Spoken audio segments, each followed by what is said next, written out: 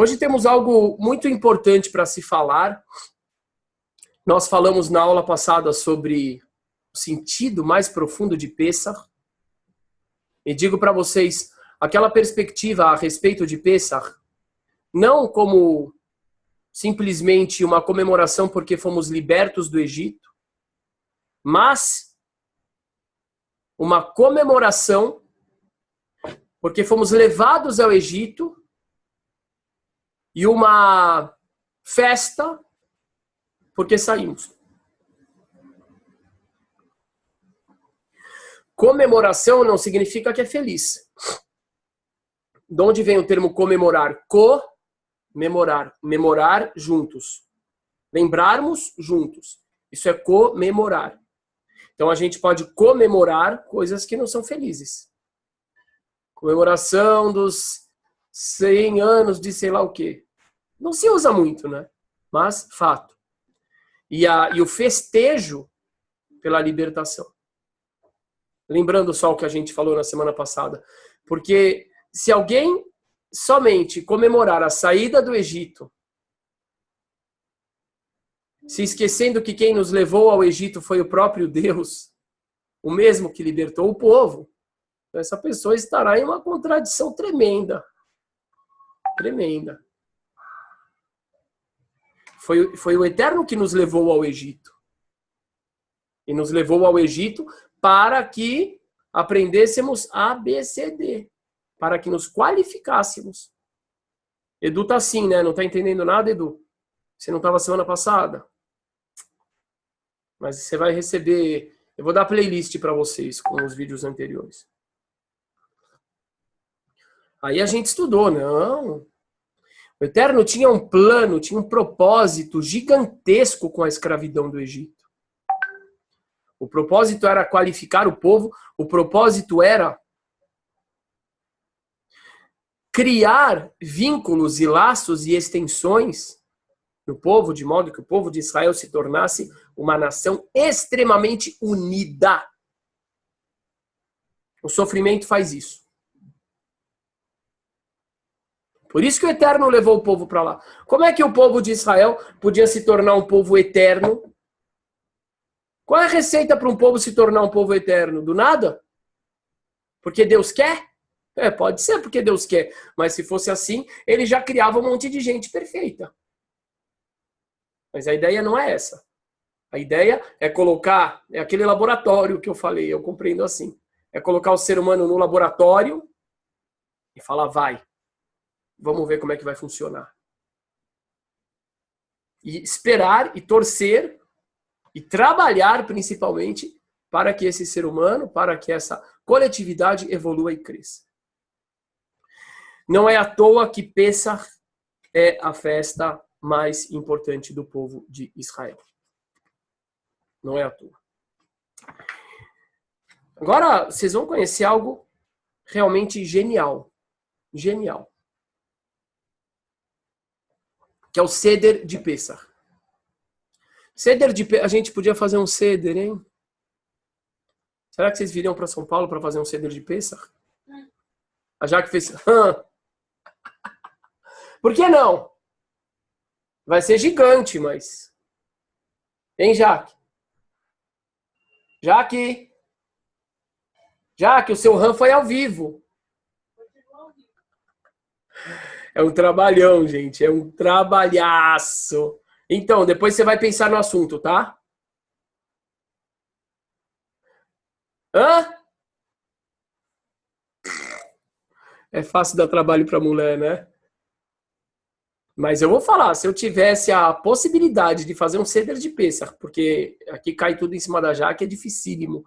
Mas a possibilidade de fazer um Sederzão para todo mundo, eu acho que eu faria. Quem sabe futuramente. Quem sabe. Boa. Elisa está perguntando uma coisa importante. Um não-judeu pode participar do Seder de Pêssar? Pode, claro que pode. Isso aí teve um pessoal nos últimos tempos que inventou que não pode, justamente para controlar, claro que pode. Não podia comer a oferenda de Pêssar, Corban. No nosso Seder de Pêssar não tem Corban, não tem essa oferenda, tá?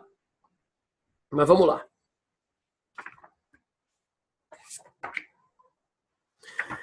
Este livro aqui se chama Agadá. Agadá de Pessah. Agadá significa relato. O relato de Pessah. O nome do jantar é Seder. Muitas pessoas pensam que Seder é ceia. E não é ceia. Seder é derivado da mesma palavra que o termo Sidur. O que é o Sidur? É o livro de rezas. Por que ele se chama Sidur? Porque ele nos dá as ordens do dia de acordo com as rezas. Ordem. Seder significa ordem.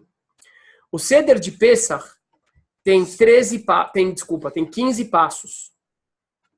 15 coisas que nós temos que fazer durante o Seder para cumprir para com a nossa obrigação.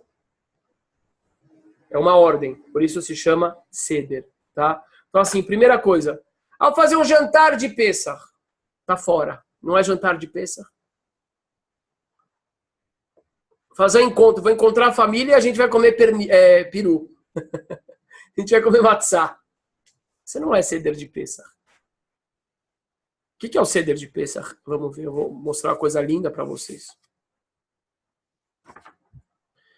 A primeira coisa, na verdade, assim, que abre a Agadá, no início do Seder tem o Kiddush, tem algumas outras coisas, mas o que abre a Agadá, que é a parte mais importante do Seder, é uma pequena canção. Uma canção que a menor criança da família fica na ponta da mesa, fica num lugar de destaque e faz em voz alta. Então vejam que coisa importante. O foco do Pessah são as crianças. Mas, vamos falar, não é igual, por exemplo, a história do Papai Noel, só para comparar com uma questão de outra festa. Tem o Papai Noel, então o foco é as crianças. Papai Noel tem uma meta completamente diferente da meta que nós temos para as crianças no Pessah. A meta para as crianças no Pessah é educá-las, é ensiná-las. Todo o Seder de Pessah é uma aula. Desculpa só um pouquinho, gente. Um instantinho, por favor.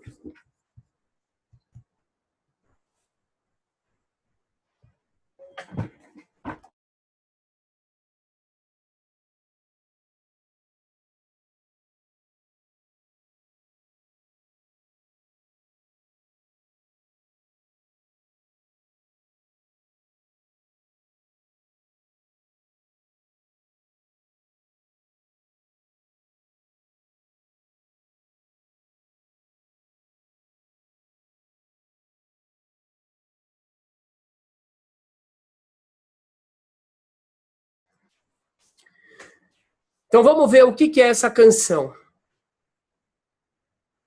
Manishtaná halayla hazeh mikol haleilot. É Coelhinho da Páscoa, Papai Noel, isso, Lu. Isso. Todas essas coisas. Essa coisa recreativa.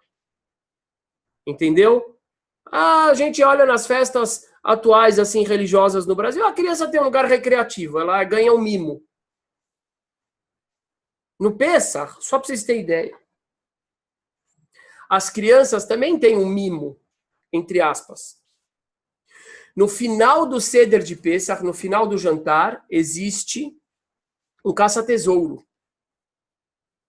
No início do Pessah, do Seder, o pai ou qualquer pessoa da família vai lá e pega um pedaço da matzá, esconde, para que as crianças, todas as crianças menores da família, procurem essa matzá.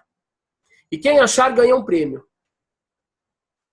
Mas para que é isso? Hoje eu expliquei para um aluno meu, um aluno de Bar Mitzvah. Por que é isso? Ele falou, não sei, achei que era para ser legal. É para te manter acordado. O Seder inteiro para você aprender. Essa é a meta. É o estudo, é o aprendizado. O presentinho que vem no fim é uma forma de fazer a criança ficar acordada e atenta. Por quê? Porque, senhoras e senhores, o Seder de Pessah, toda a meta do Seder de Pessah é ser uma grande aula. Ah, que moderno! Você está falando isso porque você é moderno? Porque você está querendo fazer uma releitura? Eu digo não, de forma alguma. Isso não é uma releitura.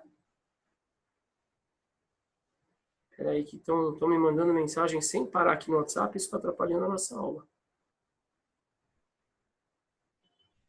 Não é uma releitura.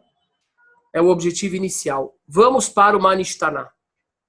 Eu quero ver aqui todo mundo na aula que vem sabendo cantar o Manishtaná. E vocês vão aprender, vocês vão ver, tá bom? Eu acho que eu vou colocar um vídeo.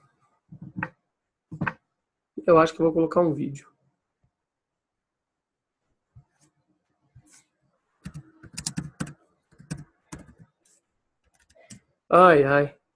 Peraí que eu pus um vídeo aqui.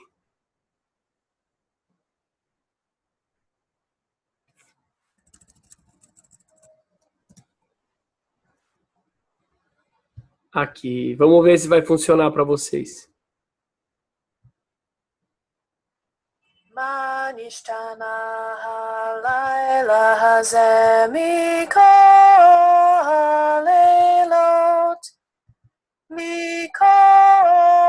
Peraí.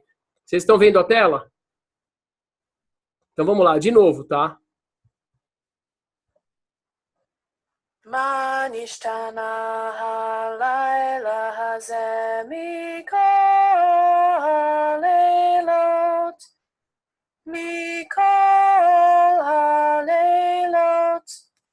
שבכל הלילות אנו אוכלים חמי ומצה. Edu tem que cantar. חמי ומצה. הלילה הזה כולו מצה. הלילה הזה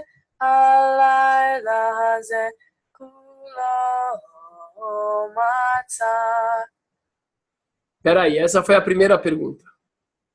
Que pergunta é essa? Por que essa noite é diferente de todas as noites? Por que todas as noites a gente come comida fermentada ou sem fermento? Porque essa noite nós só podemos comer matzá, não fermentada. Essa é a primeira pergunta que quem faz? A criança. Para quem? Para o pai, para o avô, para os mais velhos. Baseado no que a criança faz essa pergunta? Baseado na observação. O Seder de Pessach, ele é extremamente lúdico e simbólico. E ele não é lúdico e simbólico à toa. Ele é lúdico e simbólico com a única e grandiosa e gigantesca finalidade de despertar a curiosidade nas crianças. Então a criança olha a mesa e cadê a ralá? Cadê a ralá gostosa? Cadê a pita, o pão sírio? Só tem matzá aqui? Por que essa noite é tão diferente de todas as noites? Entendem? A ideia do Seder é assim, é fazer uma mesa cheia de coisas curiosas para despertar o interesse da criança e seu questionamento. De modo que os pais, quando ensinam, não ensinem a revelia, mas ensinem baseados na vontade da criança de aprender. Isso é um princípio muito básico em pedagogia. Eu desperto primeiro o interesse da criança, e depois que a criança se interessou, eu vou dar para ela o que ela quer, a informação. Isso é fantástico. Isso é uma coisa que eu levei para a minha vida de professor. Eu preciso despertar o interesse. Mas por que tal coisa? Agora eu vou explicar. Tá? Primeira pergunta. Segunda. Shebechol haleilot einanu matbilin afilu pa'am echat. Porque todas as noites a gente não mergulha, a gente não tem a obrigação de mergulhar a comida nenhuma vez. Porque essa noite a gente tem a obrigação de mergulhar 2 vezes.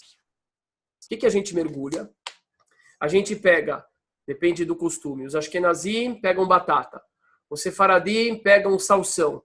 E tem aqueles que também pegam cebola, que eu não sei quem são. Deve ser lá de Macabu, talvez.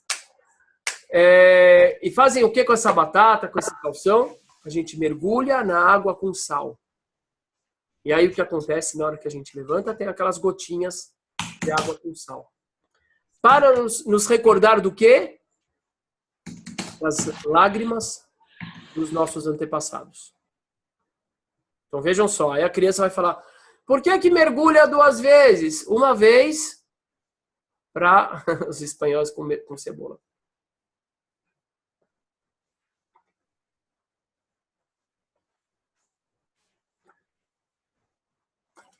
Uma vez para lembrar as lágrimas dos nossos antepassados. E a outra vez, a gente mergulha a matzá no haroset. O que é o haroset? Haroset é uma massa. Anotem aí, gente, quem for querer fazer isso tudo. É uma massa. Pode ser feita de maçã com nozes, pode ser feita de tâmara, os sefaradim usam muita tâmara com mel, com maçã. E aquilo tudo misturado acaba aparecendo o quê? Uma argamassa. Qual que é a ideia? Nos recordarmos da massa que os nossos antepassados escravos faziam durante o período da escravidão. Então é um símbolo que não é bom, não é feliz, mas é um símbolo importante. Recordação. Terceiro item. Por que nessa noite... Por que todas as noites a gente come? Ameixa eu nunca vi, Rebeca. Ameixa eu nunca vi, mas pode ser. Por que todas as noites a gente come qualquer verdura? Você não é obrigado a comer um tipo de verdura. Mas nesta noite, a criança pergunta, a gente é obrigado a comer erva amarga. Por quê? Resposta. Essa resposta vai ser dada depois, no relato. Todas as respostas vão ser dadas depois. Por quê? Para nos lembrarmos da amargura dos nossos antepassados. E a última pergunta, quarta. Por que essa noite é diferente de todas as noites? Por que todas as noites a gente come do jeito que a gente quiser? Você pode comer retinho, ou você pode comer folgado, recostado. Esta noite, senhoras e senhores... Nós somos obrigados, pela lei judaica, pela Halachá, a comer recostado, folgado. Aí eu não quero comer a refeição inteira assim, não tem problema. Na hora que você for comer a primeira porção de matzá, você come assim. Os copos de vinho, bebe assim. Para o lado esquerdo, dizem que é para não engasgar, tem que ser para o lado esquerdo. Por que encostado? Por que recostado? Simples. Quem aqui é funcionário e come no refeitório? Como é que vocês comem no refeitório? Tem uma postura, né? Principalmente se tem o chefe lá. Aí a pessoa é mais... Só quando a pessoa é muito cara de pau, funcionário, aí ele chuta. Mas em geral, não. Em geral os funcionários ficam lá bonitinho, retinho. Agora imagina os escravos. Devia estar parecendo mais uma tábua. Tenso, tenso. Agora, como é que a pessoa come quando ele está na casa dele? Se for casa de praia, então fica mais folgado ainda. Então, a ideia é justamente o quê? Pensa que a gente come folgado. Para quê? Para celebrarmos a liberdade. Então, vejam que coisa. Eu tenho, assim, uma alegria muito grande de Pêssar, porque eu, como educador, um judeu que ama demais as suas fontes, Pêssar, para mim, é o top. É o top. Eu cresci com Pêssar. Pêssar, para mim, como eu cresci, graças a Deus eu tive Pêssar. Eu lembro do meu bisavô, Moishe Zev Pinchovski, de bendita memória, velhinho lá, velhinho. Meus tios avós. E era mais um jantar em família. O meu bisavô, ele fazia lia, mas eu já não entendia nada. Eu era muito pequeno. Muito pequeno. Depois, eu vou falar para vocês, a maioria das famílias judias pegam a Agadá como se fosse uma reza. Por falta de conhecimento. Graças a Deus, no Brasil já temos muita tradução, o que fez com que várias famílias começassem a compreender que não é uma reza, é um relato. Então, muitas famílias dividem. Você vai ler tanto, você vai ler isso, você vai ler aquilo. Aqui a gente tem as nossas brincadeiras de casa, tem os 4 filhos, tem o filho mau, tem o filho sábio, aí a gente escolhe, você é o mau, você é o sábio, você é o bobo. Aquelas coisas de família de sempre. Aí tem um trecho que meu pai tem que ler sempre, quando ele fala, nós fomos escravos no Egito, meu pai é egípcio. Então tem aquela coisa e cada um participa, etc. Mas o verdadeiro foco são as crianças.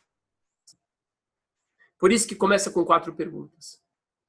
E depois, o decorrer todo são respostas a essas perguntas. Bom, nós falamos do maror, por que come a erva amarga. Nós falamos por que a gente senta recostado. Nós falamos por que nós mergulhamos a comida 2 vezes. Vamos falar disso, Elisa. Ainda tem tempo, por isso eu comecei antes e estou utilizando essas aulas de Torá também. Nós só não falamos por que da matzá. Porque a matzá tem 2 motivos. A maioria das pessoas só sabe um motivo.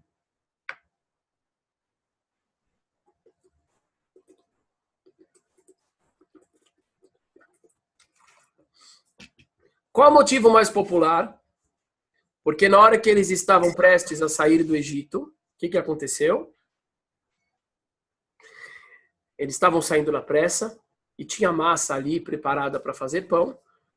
Eles tiveram que ir muito rápido, não deu tempo de esperar a massa fermentar. Não nos esqueçamos que a fermentação é um processo natural.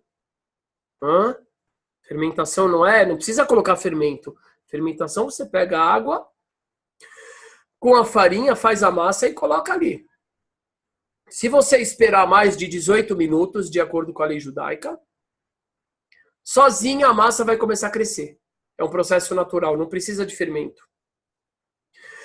A massa cresceu. Agora, quando eles estavam quase saindo do Egito, o que aconteceu? Não deu tempo da massa crescer, tiveram que sair rápido.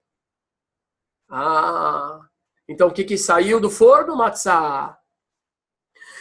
Em recordação da liberdade, do momento da libertação, nós comemos matzá. É o pão da liberdade. Primeira coisa. Outro motivo, qual é o outro motivo? O outro motivo é que eles foram alimentados com matzá durante os séculos em que eles foram escravos. Por quê? Porque matzá é a comida mais barata que existe. E até mesmo o nível básico de elaboração que um pão exige, que é ficar fermentando para a massa crescer, os egípcios também não queriam ter esse esforço. Então faz um cream cracker aí sem sal e dá para os judeus comerem. Então a matzá, ela ao mesmo tempo representa a liberdade e a escravidão. E vocês podem ver uma coisa muito interessante aqui, na simbologia toda, e nas perguntas que as crianças fazem, que nós temos 2 tipos de símbolos e de costumes em Pêssach. Um, para nos lembrarmos da libertação. E o outro tipo, para nos lembrarmos da escravidão. Por que a gente come recostado? Liberdade. Por que a gente come ou mergulha na água com sal? Para lembrar das lágrimas. Por que come a erva amarga? Lembrar da amargura. Por que come matzá? Liberdade. E também escravidão. Por que a gente toma 4 copos de vinho em Pêssach? Pode ser copo pequeno. E se não puder tomar vinho, se fizer mal, toma suco de uva, não tem problema. Por que vinho? Porque para comemorarmos as 4 formas diferentes, as 4 linguagens diferentes de redenção usadas pela Torá para se referir à saída do povo judeu do Egito. Eu os tirarei, eu os salvarei, eu os redimirei e eu os trarei para a terra de Israel. Comemoração da libertação.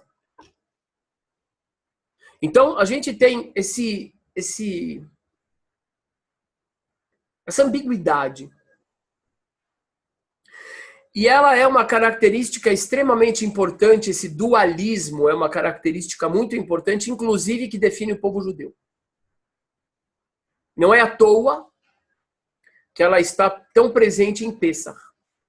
Qual é a característica? A gente comemora a liberdade, a gente valoriza a liberdade e a gente nunca se esquece do passado. Sabem aquela frase? O preço da liberdade é a eterna vigilância? É isso. Quem falou isso, Aldir? O Aldir deve saber disso. Eles atribuem isso a Thomas Jefferson. Atribuem, mas não muito se bem. sabe exatamente se foi ele quem disse. Thomas Jefferson. Eu ouvi muitos adventistas falarem isso, Aldir. O Samuel Luz, principalmente. E a Damares. Isso. Por causa do discurso da liberdade religiosa, etc. O preço da liberdade é a eterna vigilância, a constante vigilância. Isso é óbvio. Então, por isso que a gente tem, por exemplo, até hoje, eu vejo pessoas falar, vocês judeus, vocês ficam lembrando só do Holocausto, não sei o quê, por que vocês não se lembram que aquele também morreu, aquele também morreu? Eu falo, ei, você está reclamando que a gente não faz, você está reclamando que a gente faz o que a gente tem que fazer e que a gente não faz pelos outros o que os outros deveriam fazer? Por favor. Agora, eu concordo que quando a gente fala sobre escravidão, sobre o Holocausto, nós precisamos estender a questão aos demais. Mas é claro que quando a gente fala a partir de nós, da nossa experiência. Ela que nos leva a sentir a dor e a nos manifestarmos. Então essa é uma característica muito forte nossa. Hoje, vamos lá, qual outro grupo se recorda e produz material como o povo judeu produz em relação ao Holocausto? Nunca mais, nunca mais, nunca mais. Cinema, livros, atos. Marcha da Vida. Já foi na Marcha da Vida, Edu? Nunca foi? Não, Edu Souza, eu tô falando com o Edu Weinberg, que ele estudou no Renascença. Como você não foi? Porque eu tinha sido chamado para ir para a seleção brasileira. E aí acabei decidindo ir para treinar. E aí eu falei, depois eu vou para Israel. Você tá jogando ainda, Edu? Tô. Show. Ainda bem que você não ouviu meus conselhos. O quê? Falei pra você não jogar. Não, mas eu vou jogar um pouco mais. Mas eu vou para Israel em maio pro Taglit. Show. Maravilha. Parabéns. Parabéns. Fico muito feliz. Então você não foi para a Marcha da Vida. Ok. Tá bom. Aliás, hoje alguém me falou para a gente fazer uma Marcha da Vida para os benianos. Para a gente fazer uma coisa paralela. Sem precisar ficar correndo atrás por enquanto. Um amigo meu da comunidade. Importante. Então, gente, o que nós temos... O que é importante nisso que eu estou dizendo agora? Eu quero que vocês compreendam que não é do nada. O povo judeu tem característica tal, tal, tal. Tem o traço tal. Gente, não é do nada. São coisas forjadas, são coisas trabalhadas há muito tempo, há milênios, desde que nós somos criancinhas. Vocês imaginam como é que isso mexe na psique de uma pessoa? Eu sou formado por isso aqui. Eu sou formado por isso. Você não cantava Maristaná, Edu? Cantava. Canta aí, começa. 1, 2 e já. Maristaná. Vai? Micola, Leiló. E é sempre assim, é sempre rindo. Por quê? Porque a gente sempre passou vergonha. Não é? Sim. Era pagar mico isso. Por quê? É o mais novo da família, vai ter que ficar na frente cantando. Então eu lembro eu e meu primo. Você teve aula com meu primo, né? O Morella Hércio. Acho que não. Não, ele já tinha ido para Betiakov, eu acho. Era eu e meu primo, os mais novos, e a gente se virava de frente, começava a rir. E tinha que cantar um de costas pro outro. E assim foi com meus filhos. Hoje é a minha sobrinha menor. Os meus sobrinhos gêmeos menores. Então é assim, é uma coisa que a gente cresce com isso. Isso faz parte da nossa constituição, querendo ou não querendo. É o perguntar, é essa coisa dos dois. Por exemplo, a gente logo vai ter Yom Ha'atzmaut, o dia da independência de Israel. Sabe o que é um dia antes? Um dia antes, assim, é uma noite antes.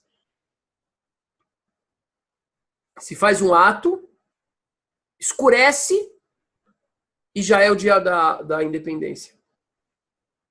Yom HaZikaron. É um dos nomes de Yom Kippur, inclusive. Yom HaZikaron, o dia da recordação. Dia da recordação do quê? De todos os soldados que morreram em defesa do Estado de Israel. Se faz uma cerimônia triste, dura, porque a gente não está falando de história, de passado. A gente está falando de soldados, qualquer soldado que possa ter sido esfaqueado. Hasve Shalom aí mês passado. Os parentes vão, todo mundo tem algum amigo que foi morto, algum soldado. É duro, é triste. Se acendem tochas, etc. Aí, pá! Acabou essa cerimônia, quer dizer, o dia anterior inteiro é isso. Acabou essa cerimônia, entrou no Yom Ha'atzmaut, o dia de comemoração da independência de Israel. Esse ano é 70 anos, eu quero estar lá. Nem sei como, mas eu quero. Eu acho que querer, quem sabe, 70 anos. Eu quero muito.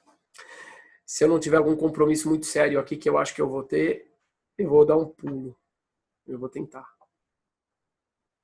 Bora, gente! Vamos lá? No Kotel? 70 anos? Uau! Uau, uau, uau. Então, isso é muito importante. E eu acho, assim, maravilhoso falar para vocês sobre isso, porque isso aqui não é normal. Gente, vocês que não conheciam, isso aqui é normal? É costumeiro esse tipo de dinâmica? Onde você tem um jantar todo voltado à educação da criança? Isso aqui não é normal. Vamos falar de uma outra coisa importante. Keará. Eu acho que aqui não tem nenhuma Keará.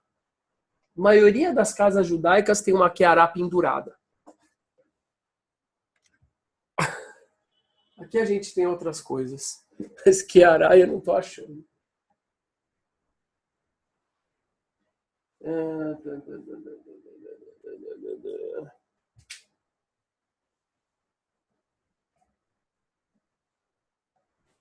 Ai. Bom, não tem problema. Está guardado a Keará. Eu vou mostrar para vocês o que é uma Keará. Deixa eu... Eita! Aqui tá a musiquinha, peraí.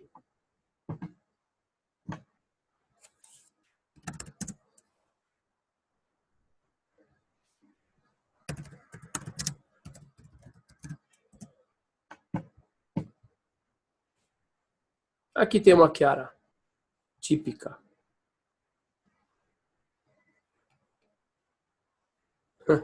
Vamos, Keará. Aqui. Keará nada mais é do que uma bandejinha. É uma bandejinha bonita, sempre assim, de metal e etc.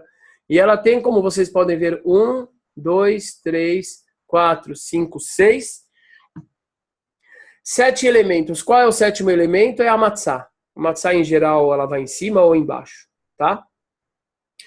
O que cada um desses elementos simboliza? Em primeiro lugar, o que é importante ressaltar? Por que a gente tem tantos símbolos em Pessach? Muito simples. Porque, como a gente já viu naquela música, toda a ideia do Pessach é despertar a curiosidade das crianças. Então, quando a criança vê essa batata, que vai ser mergulhada na água com sal, ele pergunta, por que a gente mergulha a comida?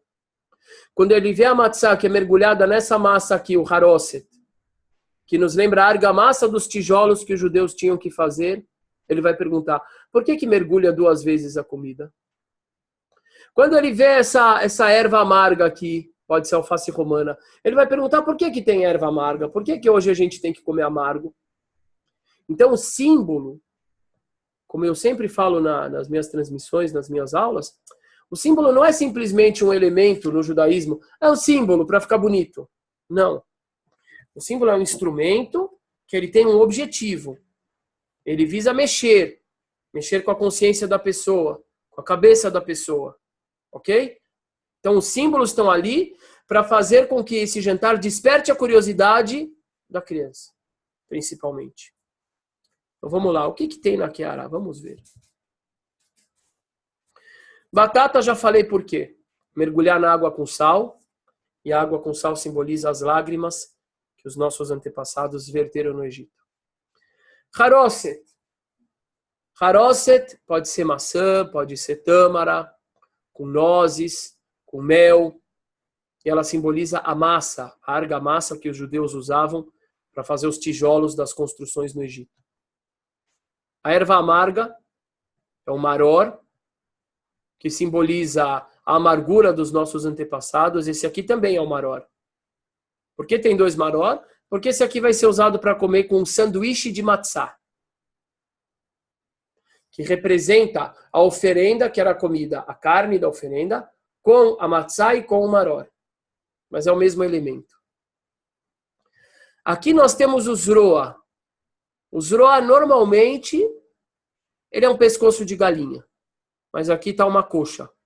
O que o zroa simboliza? Zroa, em hebraico, significa braço. Para nos lembrarmos do quê? Porque a forma do pescoço da galinha é o braço. E o osso da coxa é o braço. Para nos lembrarmos que na Torá está escrito que o Eterno nos tirou do Egito com mão forte e braço estendido. Então esse simbolismo é o braço. Agora o último é o ovo, beitzá. Por que a gente tem o ovo? Ah, desculpem. Também esse aqui normalmente ele vem com alguma carne. Para representar a oferenda, o corbá no sacrifício de Pêssach. Que hoje a gente não tem, porque não tem o templo, mas fica a representação, a carne. E o ovo, vejam que interessante. O ovo vem simbolizar o sacrifício de alegria que tinha no templo em todas as festas bíblicas. Chama Korban Hagigah, sacrifício do festejo. Por que ovo?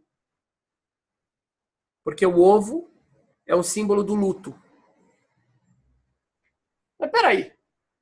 Se é para simbolizar a alegria, mas que coisa é essa de pegar o símbolo de luto para simbolizar o sacrifício da festa, da alegria? Primeira pergunta. Segunda pergunta, por que o ovo que simboliza o sacrifício da alegria, o luto? Segunda pergunta primeiro. O ovo, ele se parece com a cabeça de uma pessoa. Qual é a diferença? Não tem boca, não tem olho, não tem ouvido, não tem nariz, ou seja, ele está ensimesmado, porque está de luto. Então, por isso que o ovo simboliza o luto no judaísmo. Mas por que o sacrifício, que coisa é essa aí? Hã? Por que o sacrifício, a oferenda festiva, é simbolizada por um símbolo de luto? Resposta: porque nós não temos o templo sagrado.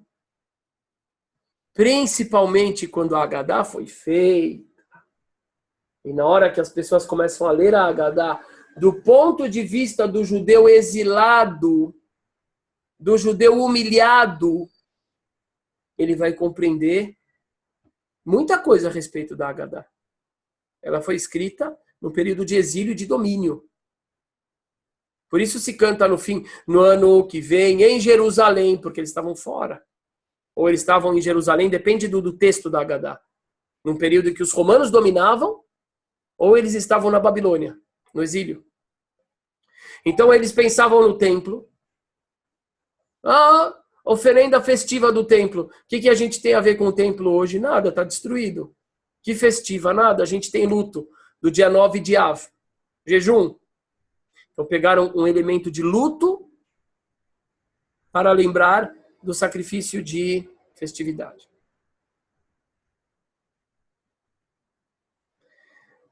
Outra coisa importante aqui, eu gosto muito dessa releitura. Essa releitura fala o seguinte: o povo de Israel é comparado a um ovo, em um aspecto. Qual aspecto? Quem aqui gosta de cozinhar? Levanta a mão. Rebeca. Rebeca, já sei o que ela faz, eu não aguento mais comer essas coisas. Tapioca, macaxeira, mungunzá. Tô brincando, eu aguento sim. Ainda mais se for tapioca com ovo dentro, frito, com gema de tinta, melhor ainda. Rebeca, tá me ouvindo? Fala. Não tô te ouvindo. Então, eu vou chamar outra pessoa. Anaí. Me fala uma coisa. O feijão. Ele é duro ou é mole? Olha que pergunta. É duro. É duro. O que acontece quando você cozinha ele? Quando eu cozinho, ele amolece. Amolece. Arroz? Também. Milho? Também. Ovo? Também. O ovo é mole, mas eu cozinho ele fica duro, é o contrário.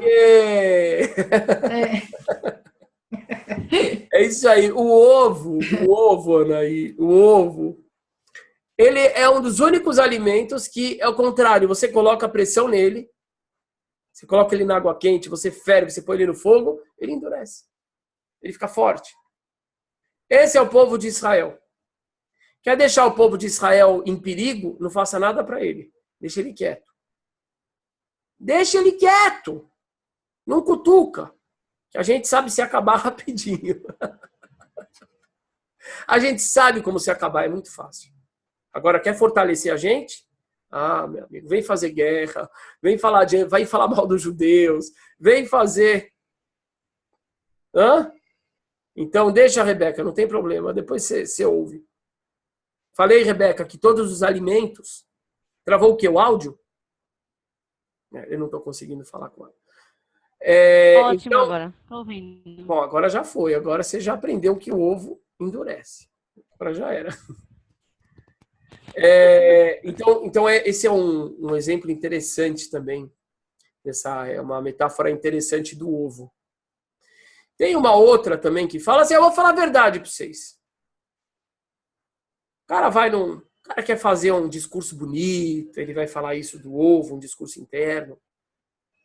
Tem uma outra coisa bonita que o pessoal fala, do Rabino Sobel, sempre com aquelas palestras bonitas, sociais, ele sempre falava de outro jeito, né? Porque o ovo vira ele como a vida, agora você está em cima, você pode estar embaixo, coisas assim. Tem um outro muito bonito que ele falava também, que Deus o abençoe, porque ele está vivo e continua falando. E homem que fez muita coisa, apesar de eu não concordar com muita coisa da linha religiosa dele, é um homem que fez muita realização importante. Eu gosto dele. Mas a gente na comunidade judaica não se priva de imitá-lo porque é uma figuraça, uma figura, grande figura. É com carinho que fazemos isso. Então tem gente que fala o seguinte, tem um midrash bonito. O que eu falo? Tem gente que fala o seguinte. Eu também posso falar. Mas eu gosto de falar para vocês o que é da origem, o que está no Talmud, o que está... Outra que alguma pessoa vem agora e fala. Tá? Então, seguinte, tem um midrash que fala assim, que quando o povo de Israel viu os egípcios se afogarem, o que eles fizeram? Começaram a cantar. Não porque eles se afogaram, mas a gente se salvou. É o Cântico de Moisés. O Cântico, inclusive, tem várias coisas interessantes ali. Dizem que tem algumas coisas codificadas muito interessantes. Realmente ele é bem interessante. Aí diz que os anjos começaram a cantar também. Oh, vamos cantar. Se é para cantar, vamos cantar. Aí o Eterno falou o que para eles? Vocês não. Vocês não. Por que a gente não? Porque vocês? Vocês por acaso foram salvos? Não. Mas os judeus foram. Vocês são judeus? Não. A gente não é judeu. Vocês são o quê? Nada. Tá bom, então. E por que vocês estão cantando? Ah, porque os judeus foram salvos. Os judeus foram salvos, mas os egípcios não estão se afogando? E os egípcios também não são criação das minhas mãos? Fiquem quietos aí. Os judeus podem cantar, porque eles estão salvos. Vocês fiquem quietos. A minha criação está se afogando e eu não quero ninguém cantando à toa. Aí dizem, por isso tem o ovo, que é símbolo de luto. Bonito. Mas o original, aquilo que eu falei, é da oferenda festiva. Mas também é bonito, porque lembra o Midrash, traz uma mensagem importante. Tem um salmo que diz, Itamur hataim minaretz, que os pecados sejam exterminados da terra. A leitura correta é os pecados. E não os pecados, que o pecador não vai mais ser pecado. A Tamar fez uma pergunta, Deus bipolar? Tamar, você tá ficando, hein? Tamar, eu não acho que é bipolar. Você, tudo bem. Você pode rir. Você foi salvo. Mas você devia estar se lamentando que aqueles estão se afogando e que eles chegaram a essa situação. Certo, Tamar? Certo. Então tá. Certo. Mas a pergunta é válida. Aliás, perguntar é uma coisa muito importante no judaísmo, extremamente. Então, e esse é um ensinamento muito importante também. Tem até uma história no Talmud, que é uma história engraçada. Eu preciso procurar essa história para ler ela direto. Diz que era um rabino sábio, o Talmud e tudo, que tinha uns vizinhos muito ruins, mas muito ruins. E só quem já teve isso sabe a desgraça que é. É muito fácil ouvir uma história. Vizinho ruim é uma desgraça. É melhor morar na favela com vizinho bom do que morar na cobertura com vizinho ruim. A não ser que você consiga colocar um isolamento. O cara da cobertura em geral consegue, né? Mas vizinho ruim é uma desgraça, é um castigo. E aí diz que o rabino ficou tão cheio, ele ia conversar, e ele pedia e tal, e os caras só pioraram. O que ele fez um dia? Ele falou, eu vou rezar para eles morrerem.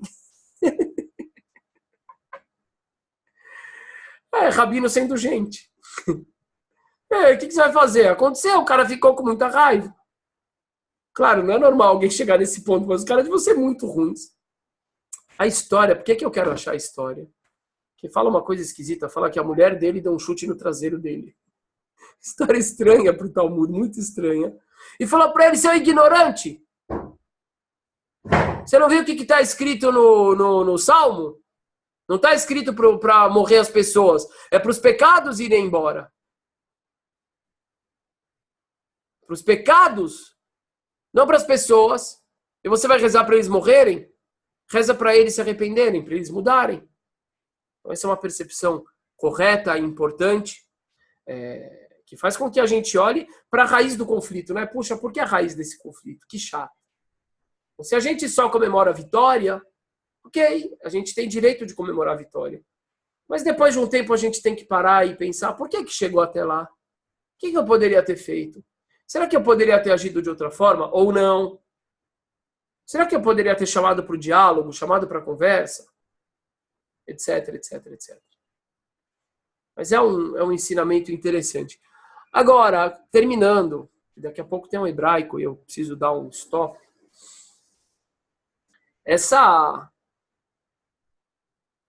Eu fico muito feliz de transmitir isso para vocês, essa questão da criança, da edificação da criança, desde pequeno, da percepção, de usarmos os símbolos, os elementos, não só, eu vou fazer um mimo, vou te dar um presentinho, não.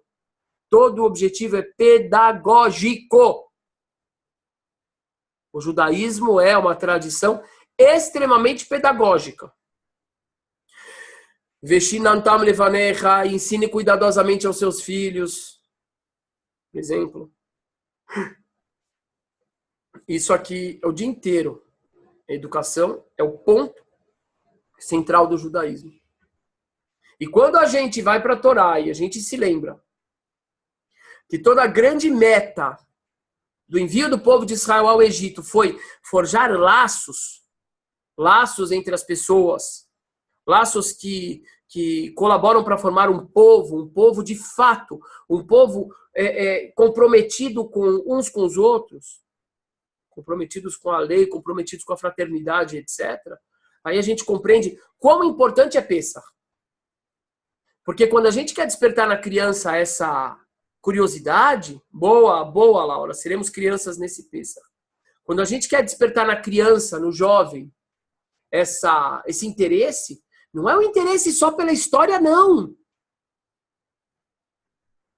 É o interesse que vai levar a formação dos laços com o amiguinho dele, com o colega dele, com o primo, com o cara lá que ele nem conhece, com o vizinho que anda de kippá na rua. Hoje eu vi um cara de kippá na rua. Aí eu brincando no celular, comecei a falar em hebraico, né? Ah, olha que coisa linda, tô vendo um judeu aqui. Isso aqui não é tão... Isso aqui é um pouco raro, é uma grande alegria isso, tá? De kippá, de tzitzit. Aí o cara virou sorrindo. Eu não tava falando com ninguém.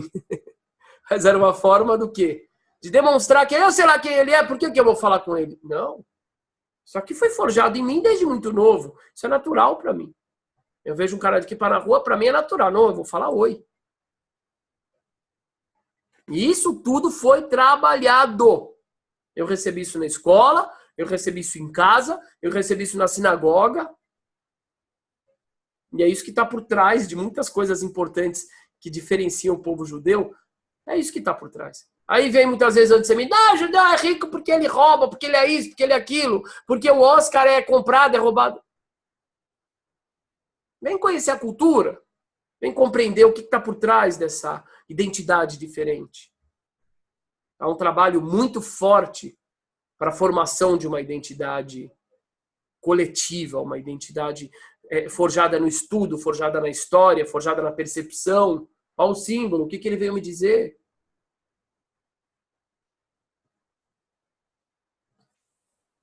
Isso é profundo. O que vocês tiveram hoje aqui, acho que dá para falar que é uma aula de antropologia, é uma aula que tem a ver com psicologia, com uma série de coisas.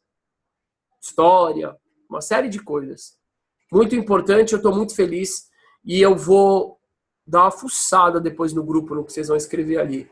Porque eu fico curioso, porque eu acho que eu transmiti algo muito importante. Ah, eu vi esse curso para ficar rico, Tamara. Tamara, a grande pergunta é, será que esse cara é rico? Essa é a primeira pergunta que eu faço. O cara vai dar um curso para ficar próspero. Eu conheço um aqui da comunidade que ele foi dar cursos para ser próspero. E ele mora num lugar bem simples, num bairro bem simples. Mas como é que esse cara está querendo dar curso para ficar próspero se ele não é? Deve ser assim, eu vou dar um curso para vocês para eu ficar próspero. Só se for isso. Ai, ai, ai.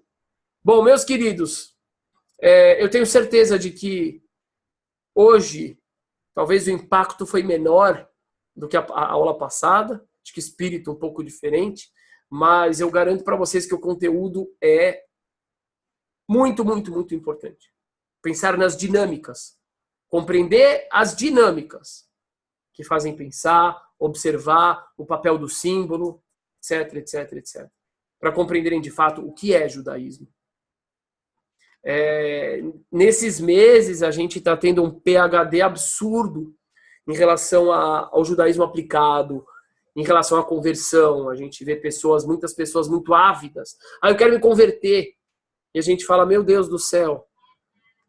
Não é só acreditar que o Mashiach é isso, o Mashiach é... Não é mesmo. É muito, muito, muito, muito, muito mais profundo. E Pêssar, eu acho que essas coisas que a gente está trazendo, elas são essenciais para que as pessoas compreendam o conceito e mais ainda, que esse conceito tem que estar aplicado para, de fato, uma pessoa poder fazer parte desse povo da forma ideal. Da forma ideal. E outra vez, tem pessoas aqui que não estão interessadas nisso e também nem precisa estar. Porque o mais importante é o conceito sendo transmitido, o conceito edificante. Isso é o que mais me importa. Tamar está levantando o dedo? Não? Não. Você tá? É que você fez assim, ó. Você estava assim.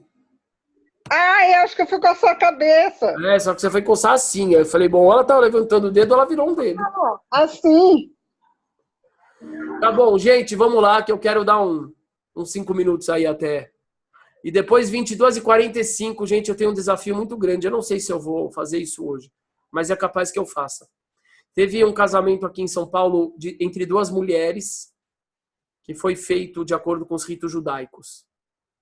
E algumas pessoas postaram e tal, e alguém me marcou. Explica! Eu não expliquei. Foi no Rio? E eu acho muito interessante abordar esse assunto. Eu não quero que chegue nessas duas mulheres e que magoe elas, porque isso é um absurdo. Mas eu acho que é um tema muito interessante. Eu tenho um conteúdo legal para falar sobre isso. Talvez eu acabe abordando. 22h45 tem Corujão. Não, Tamara, não pode. Agora, a pessoa vai lá e faz. Ele falou, eu posso. Tá bom, você faz e pode. De acordo com o judaísmo, não tem a ver. Tudo bem, Lu, não se preocupa. Gente, eu recomendo o vídeo da manhã. Foi muito bom, muito bom. Eu espero poder repetir. Valeu, galera. Um grandíssimo abraço. Todarabá a todos.